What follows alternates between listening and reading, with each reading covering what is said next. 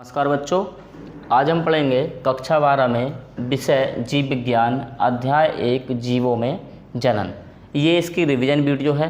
ये वीडियो पूरे चैप्टर की पहले आपको भेज दी गई है और ये आपके जो प्रथम द्विमासिक परीक्षाएं होंगी उसकी दृष्टि से ये रिवीजन वीडियो आपके लिए इम्पोर्टेंट है और इसको आप सही प्रकार से देखें और यदि आपका वर्क इनकम्प्लीट है तो आप उसको भी पूरा कर लें। तो इस चैप्टर के अंतर्गत आता है जीवों में जनन। जनन क्या है? जनन एक सामान्य प्रक्रिया है जिसमें एक जीव अपने ही जैसा दूसरा जीव उत्पन्न करता है। इस प्रक्रिया को कहते हैं जनन या रिप्रोडक्शन, जिसमें कोई भी जीव छोटे से लेकर बड़ा जीव, चाहे वो छोटा जीव हो, एक कोश के जीव हो, अमीबा हो, या फिर बड़ा जीव मनुष्य हो, या फिर कोई छोटा पौधा एल्गी हो, शैवाल हो, या फिर कोई बड़ा पौधा नीम वृक्ष आदि हो, ये सभी पौधे, पेड़ पौधे और जीव जंतु सभी जनन प्रक्रिया करते हैं और पृथ्वी पर अपना अस्तित्व बनाए रखते हैं। यानी कि जनन एक सिंपल प्रक्रिया प्रोसेस है, सिंपल प्रक्रिया है, सामान्य प्रक्रिया है जिसमें जीव अपनी संतति उत्पन्न करता है इस पृथ्वी पर अपना अस्तित्व बनाए रखने के लिए। इसमें सबसे पहला वर्ड आता है एक जीवन अवधि।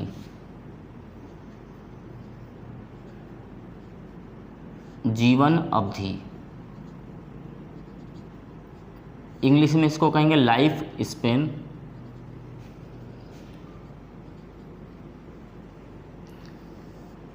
जैसे कि मैंने बताया कि प्रत्येक जीव अपने जैसी संतान उत्पन्न करता है, तो लाइफ अवधि, लाइफ स्पैन या जीवन अवधि क्या है? एक जीव जब से जन्म लेता है और जन्म से लेकर उसकी मृत्यु तक का समय क्या हो गया? जीवन अवधि। जन्म से लेकर उसकी प्राकृतिक मृत्यु तक का समय।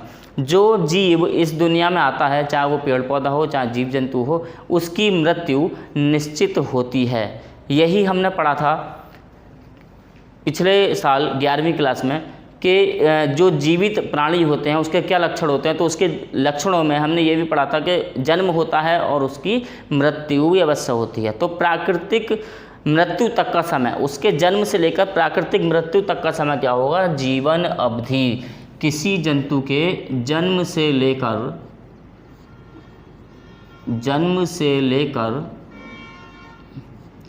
प्राकृतिक मृत्यु तक का समय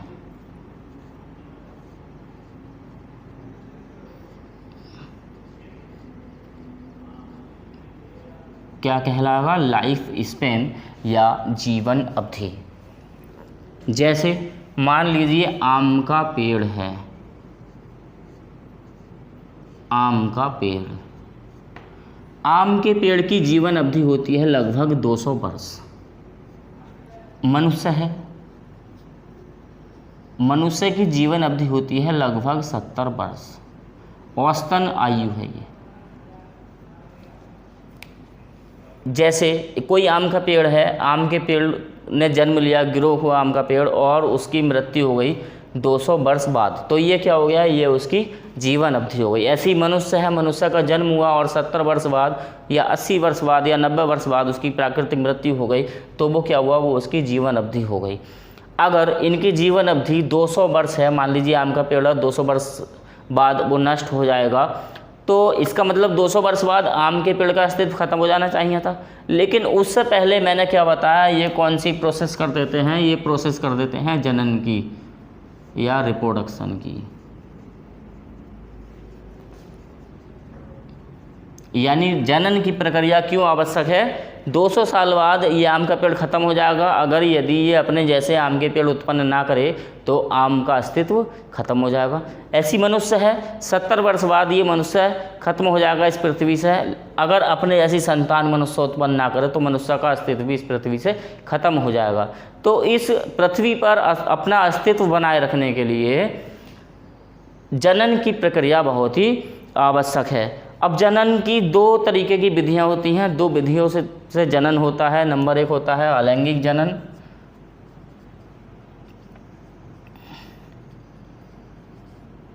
अलैंगिक जनन इंग्लिश में कहेंगे एसेक्सुअल रिप्रोडक्शन। Asexual reproduction.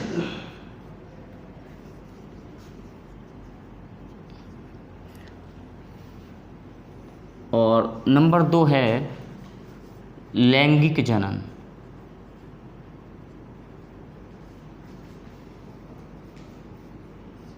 इसको कहेंगे सेक्सुअल रिप्रोडक्शन।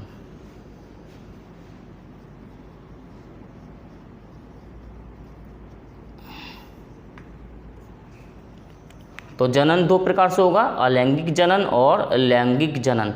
अलैंगिक जनन में क्या है, अलैंगिक जनन में केवल एक ही जनक की आवश्यकता होती है। जनक कौन है, मान लीजिए एक आम का पेड़ था, अब आम के पेड़ से मान लीजिए कि 50 वृक्ष और उत्पन्न हुए, तो ये जो आम का पेड़ था ये तो हो गया जनक या पेरेंट, और ये जो वृक्ष है ये इसका हो गया संतति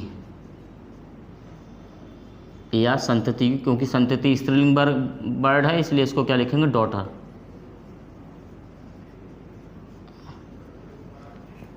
तो ये जनक हो गया आम का पेड़, और इससे जो 50 वृक्ष उत्पन्न हुए ये संतति हो गए।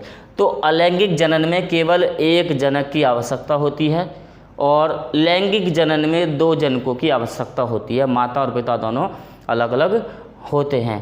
तो इस प्रकार से 2 प्रकार से इसमें जनन होता है। और अलैंगिक जनन में विशेषता है, अलैंगिक जनन में मान लीजिए ये एक सेल है कोई भी, और इस सेल से 2 सेल बनेंगी, ऐसे मान लीजिए डिवाइड हो गया ये, और एक सेल तो यहाँ गई और एक सेल ये बन गई, यानी आधा इसका केंद्रक यहाँ, आधा केंद्रक जब डिवाइड हुआ तो आधा डीएनए इसका इस वाली कोशिका में चला गया और आधा डीएनए इस वाली कोशिका में चला गया, यानी एक ही कोशिका के 2 विभाजन हो गए, 2 जगह विभाजित हो गई एक ही कोशिका। तो ये वाली कोशिका बिल्कुल इसके जैसी होगी, ये वाली कोशिका भी बिल्कुल इसके जैसी होगी, यानी जो संतति हैं, ये जो संतति हैं ये बिल्कुल अपने जनक के समान होती हैं। इसमें संतति जो हैं ये बिल्कुल अपने जनक के समान होती हैं और इसलिए इसको कहते हैं क्लोन। ये आपका एक एनसीईआरटी बुक में क्वेश्चन भी दिया हुआ है कि अलैंगिक जनन के द्वारा उत्पन्न हुई संतानों को क्लोन क्यों कहते हैं, तो आप उसमें लिख देंगे कि अलैंगिक जनन में संतति बिल्कुल अपने जनक के समरूप होती है, बिल्कुल उसके समान होती है, इसलिए अलैंगिक जनन द्वारा उत्पन्न संतान क्लोन कही जाती है। ठीक है, तो 2 प्रकार से इसमें जनन बताया मैंने, अलैंगिक जनन और लैंगिक जनन। लैंगिक जनन में अलग अलग पेरेंट की आवश्यकता होती है, मेल अलग होंगे और फीमेल अलग होंगे। जैसे मान लीजिए मेल हैं और एक फीमेल हैं, मेल में बनेंगे मेल गैमीट और फीमेल में बनेंगे फीमेल गैमीट। मनुष्य की यदि बात करें तो मनुष्य में गुणसूत्र होते हैं 46 ही मेल में होंगे और 46 ही किस में होंगे, फीमेल में होंगे। अब 46 के बाद यहाँ पर एक प्रक्रिया होती है जो आपने 11वीं क्लास में पढ़ी थी, अर्धसूत्री विभाजन।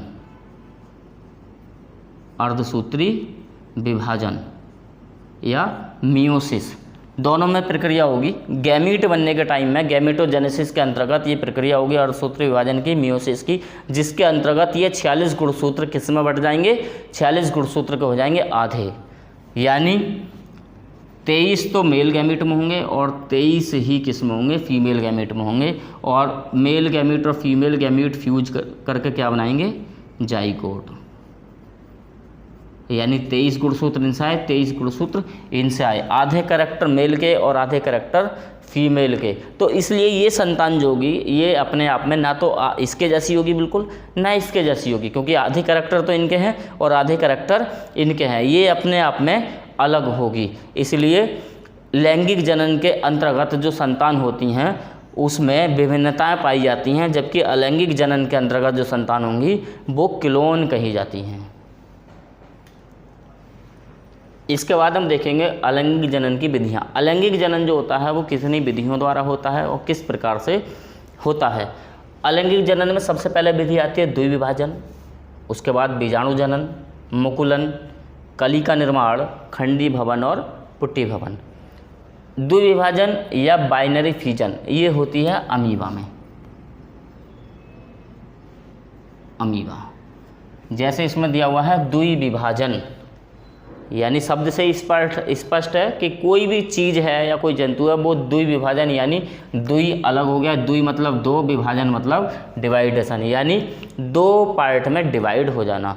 तो जैसे अमीबा है, अमीबा इस तरीके से उसकी कुछ स्ट्रक्चर होती है अमीबा की, ये मान लीजिए एक अमीबा है, ये अमीबा यहाँ से किसी कारणवश डिवाइड हो गया, तो ऊपर वाला पार्ट जो है ये इसी के जैसा एक दूसरा अमीबा बना लेगा और नीचे वाला पार्ट जो है ये इसी के जैसा एक अमीबा और बना लेगा, यानी एक अमीबा से कितने अमीबा हो गए? दो। अब ये अमीबा नहीं रहा, ये ख़त्म हो गया, इस अमीबा से ये दो अमीबा हो गए, और ये वाला जो अमीबा है मान लीजिए ये भी किसी कारणवश डिवाइड हो गया, ये भी डिवाइड हो गया, तो ये जो है ये भी दो अमीबा बना लेगा।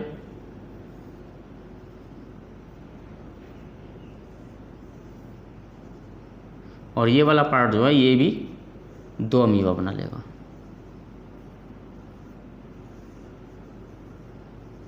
अब ये भी नहीं रहा, यानी एक अमीबा से कितने हो गए? चार अमीबा हो गए। तो इस तरीके का डिवीजन जो होता है, जब कोई एक जीव दो भागों में विभक्त हो जाए, दो भागों में डिवाइड हो जाए, तो उसको कहते हैं द्विविभाजन या बाइनरी फिजन। ये प्रक्रिया किसमें होती है? अमीबा में। इसके बाद है बीजाणु जनन या स्पोरुलेशन। बीजाणु एक तरीके से पहले बीज होते हैं, बीज से छोटी स्ट्रक्चर होती है बीजाणु। तो जिनमें बीजाणु उत्पन्न होते हों और बीजाणु उत्पन्न होकर जनन करते हों या उनसे नया पौधा उत्पन्न होता हो तो उसको कहेंगे बीजाणु जनन। इंग्लिश में बीजाणु को कहते हैं स्पोर और इस प्रक्रिया को कहेंगे स्पोरुलेशन। ये होती है पेनिसिलियम में। पेनिसिलियम एक कवक है,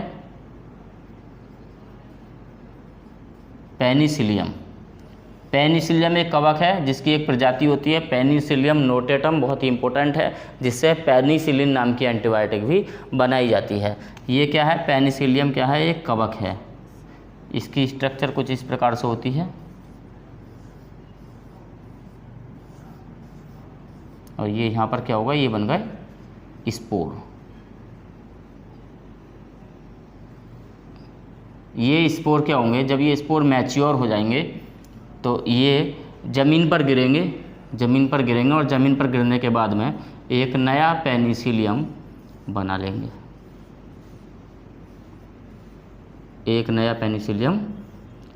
लेंगे, तो इस प्रकार से जिनमें स्पोर उत्पन्न होते हों और उनके द्वारा नया पौधा बनता हो तो उन्हें कहेंगे स्पोरुलेशन। इसके बाद है मुकुलन, बडिंग। ये क्रिया ईस्ट में और हाइड्रा में होती है। इसमें क्या होता है? मान लीजिए ये एक हाइड्रा है, इसमें यहाँ पर किनारे पर एक छोटी सी बड निकल गई। बड कहते हैं कलिका को। ये बड हल्के हल्के करके बड़ी होगी,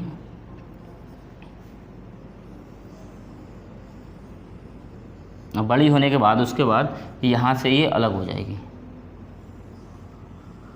अलग होने के बाद नया जीव उत्पन्न करेगी। तो इस प्रकार का रिप्रोडक्शन कहलाता है मुकुलन या बडिंग।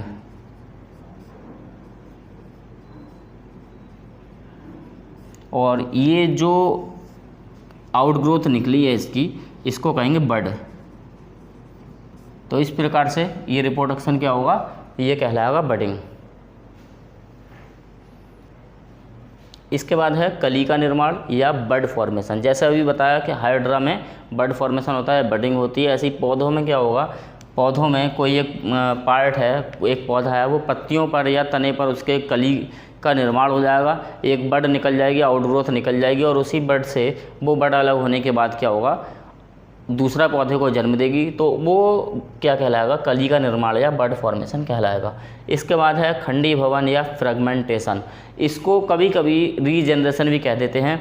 जैसे आपने देखा होगा छिपकली को यदि मारें या छिपकली गिर जाती है तो उसकी कभी कभी पूँछ टूट जाती है, तो वो पूँछ जो है टूट जाती है, लेकिन उसकी वही पूँछ दोबारा से ग्रो कर देती है, उसकी दोबारा से पूँछ जम जाती है, उसे कहते हैं रीजनरेशन, यानी उसके अंदर वो पावर है उसको रीजनरेट करने की। ऐसे ही ये खंडीभवन है, फ्रेगमेंटेशन है। मान लीजिए कोई जीव है, कोई पौधा है, उसको जितने भी भागों में तोड़ेंगे, ठीक है, जितने भी भागों में तोड़ेंगे वो जितने भागों में टूटेगा तो उसका प्रत्येक खंड एक नया जीव उत्पन्न कर देगा। जैसे एक जीव है प्लेनेरिया, तो प्लेनेरिया में सबसे ज़्यादा पुनरुद्भवन की क्षमता होती है। प्लेनेरिया जो क्वेश्चन भी आता है, ये नीट में भी बहुत इंपॉर्टेंट क्वेश्चन है कि सबसे ज़्यादा पुनरुद्भवन की या रीजनरेशन की क्षमता किसमें होती है, तो सबसे ज़्यादा रीजनरेशन की क्षमता होती है प्लेनेरिया में। तो खंडी भवन फ्रेगमेंटेशन, ये क्या है, देखो ये इस तरीके से मैं बताता हूँ आपको।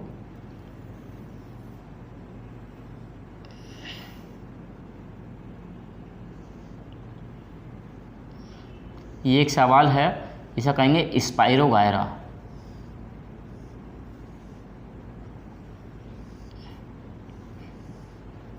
शैवाल जो बरसात में काई वगैरह हो जाती है, हरी काई आपने देखी होगी, उसको शैवाल कहेंगे। उसमें से एक जाति है स्पाइरोगायरा।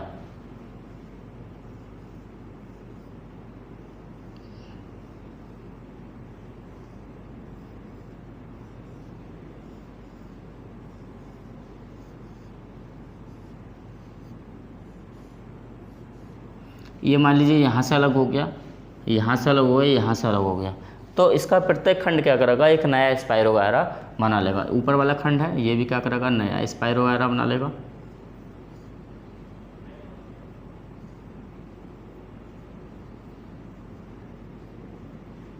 ये वाला खंड भी नया स्पाइरोगायरा बना लेगा।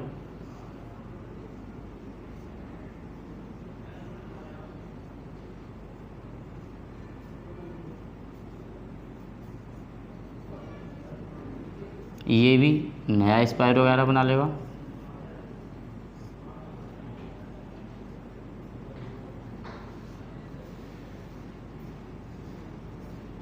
ये भी नया स्पाइरोगायरा बना लेगा।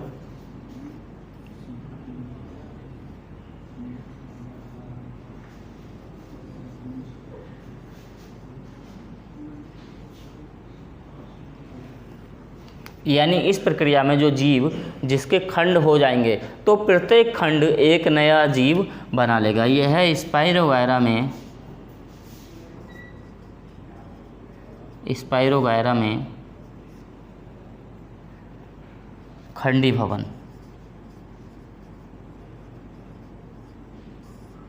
मतलब जीव के जितने खंड होंगे, जीव नष्ट नहीं होगा और उसका प्रत्येक खंड एक नया जीव बना लेगा। इसके बाद है पुटी भवन। ये पाया जाता है अमीबा में। इंग्लिश में कहेंगे इंसिस्टेशन। सिस्ट यानी कि अपने चारों ओर सिस्ट बना लेना या वॉल बना लेना। जैसे कि अमीबा है, अमीबा में मान लीजिए किसी तालाब में अमीबा है और उस तालाब का पानी खत्म हो जाए या पानी सूख जाए, तो वो अमीबा क्या करेगा, अपने चारों ओर एक सिस्ट बना लेगा, एक बॉल बना लेगा और उन विषम परिस्थितियों में, पानी की कमी में, जब पानी की कमी हो जाएगी तो उन विषम परिस्थितियों में वो जीवित रहेगा। और जैसे ही बरसात होगी, उस तालाब में पानी आएगा तो उस बॉल को नष्ट कर देगा और उस बॉल को नष्ट करने के बाद वो जीव अपना जीवन यापन करना शुरू कर देगा। तो इस प्रकार से ये पुट्टी भवन जो होता है अमीबा में पाया जाता है और वो अमीबा उस समय फिर अपने खंड भी करेगा आगे, जैसे मैंने बताया, द्विभाजन बताया, और अपनी नई संतति भी उत्पन्न करेगा। तो इस तरीके से ये कुछ अलैंगिक जनन की विधियां हैं। आज हमने इसका रिवीजन करा। जनन क्या है ये बताया, अलैंगिक जनन क्या है ये भी बताया, लैंगिक जनन बताया और अलैंगिक जनन की विधियाँ बताई। तो ये मैं समझता हूँ आपके समझ में आ गया होगा और आपकी परीक्षा की दृष्टि से भी ये इम्पोर्टेंट है। इसकी PDF आपको पहले भेज चुके हैं, दोबारा भेज दी जाएगी। यदि आपने वर्क नहीं किया हो तो अपना वर्क पूरा कर लीजिए। धन्यवाद।